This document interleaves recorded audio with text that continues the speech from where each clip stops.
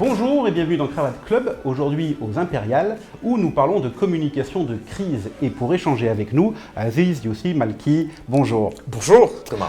Alors vous êtes directeur de la communication et de la RSE chez Sanofi. Oui, absolument. On parle de communication de crise, à l'heure des médias sociaux, notamment au Maroc, on en parle beaucoup. Est-ce que chez Sanofi, on est prêt à toute éventualité? Vous savez, je pense qu'en termes de communication de crise et de médias sociaux, il faut faire preuve d'humilité, de modestie, de retenue. Et surtout de méthodologie. Le secteur de la santé, du médicament, à l'instar d'autres secteurs, fait l'objet d'une médiatisation très importante, du fait de l'enjeu important ou des enjeux importants sanitaires.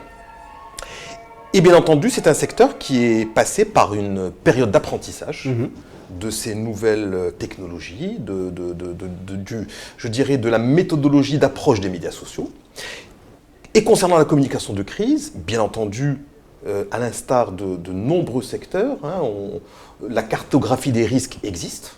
Donc nous sommes dans un monde où nous avons des crises politiques, des crises industrielles, des crises sociales, des crises sanitaires. Et donc, nous devons et nous nous sommes préparés en conséquence avec, je dirais, la méthodologie et l'éthique requises pour répondre, je dirais, à ces éventuelles crises qui sont déjà arrivées et qui arriveront aussi sûrement. En quoi ça consiste, cette méthodologie? On commence par un état des lieux, une cartographie. Oui. Vous pouvez nous en dire un petit peu plus? D'abord, il faut avoir une visibilité pragmatique du secteur d'activité. Nous sommes dans le secteur de la santé.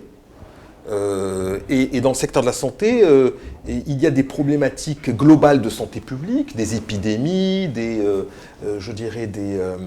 catastrophes sanitaires, etc. Et il y a le médicament. Le médicament, je dirais, il est sous les projecteurs lorsque, par exemple, il y a une rupture de stock de médicaments ou, comme c'est arrivé dans plusieurs pays dans le monde, ce médicament a des effets secondaires, je dirais, très préjudiciables et ça peut générer donc des crises très importantes. Donc, il faut partir du principe que le secteur d'activité est un secteur exposé et qui peut être un secteur à risque. Donc ça, c'est la première des choses. Dans ce contexte-là, oui. Vous avez identifié, j'imagine, plusieurs scénarios qui vont dire, à un moment donné, voilà ce qui peut nous arriver, et voilà comment, le moment venu, on doit communiquer. Oui, la communication de crise doit faire l'objet, et fait l'objet, je dirais, d'un mode de fonctionnement très codifié au niveau de l'entreprise.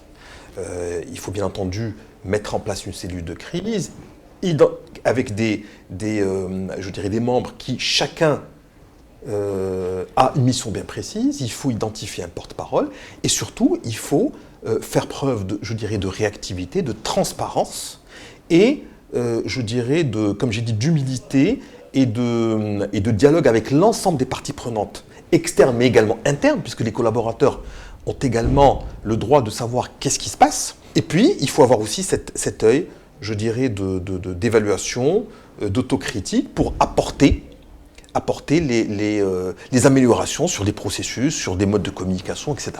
Vous avez abordé un point important, le porte-parole. Oui. On sait qu'en cas de crise, parfois, on rajoute de la crise à la crise parce que tout le monde prend la parole dans l'entreprise, les médias sont à l'affût.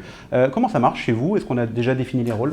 Oui, les porte-paroles sont définis en fonction des niveaux de crise et en fonction des spécialités, en fonction des sujets. Il est clair que si nous avons un sujet qui est purement médical, nous mettons en face de nos parties prenantes externes des médias, je dirais, des personnes qui maîtrisent le sujet. Maintenant, s'il s'agit,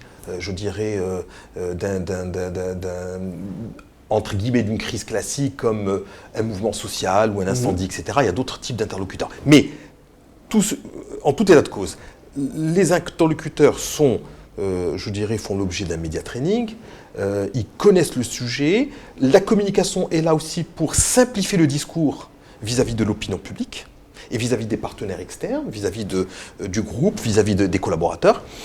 Le but étant d'expliquer cette crise d'une manière didactique et surtout d'expliquer quelles sont les mesures qui vont être prises pour l'atténuer, voire, l'éliminer. Merci beaucoup, Aziz Yousfi Malaki. Merci Thomas. Je rappelle que vous êtes directeur de la communication et de la RSE chez Sanofi. La communication de crise, un sujet inépuisable, comme on l'a vu. Absolument. Et on se retrouve très bientôt sur Matin Première. Merci.